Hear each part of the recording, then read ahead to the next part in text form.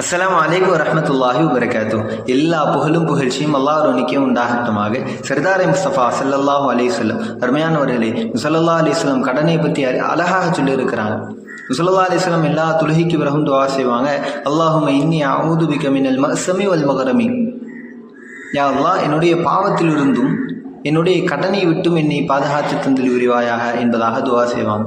அதே போன்று செய்யும் பொழுது ஒரு சஹாபி கேட்டார், யா ரசூலல்லாஹ், ஏன் இந்த துவாவை செய்து கொண்டு இருக்கிறீர்கள் என்பதாக கேட்கும் பொழுது பெருமானார் ரசூலுல்லாஹி ஸல்லல்லாஹு அலைஹி வஸல்லம் சொன்னாங்க, எப்பா, நான் ஒரு மனிதனிடத்திலே கடன் வாங்கி விட்டேன் என்று சொன்னால், நான் இப்போ சொல்கிறேன், நான் ஒரு மாதத்தில் தந்துடுறேன், ஒரு வருஷத்தில் தந்துடுறேன் என்பதாக சொல்லிவிட்டு என்னுடைய சூழ்நிலையின் காரணமாக என்னுடைய வாக்கை மீறுவதாக இருக்கிறது.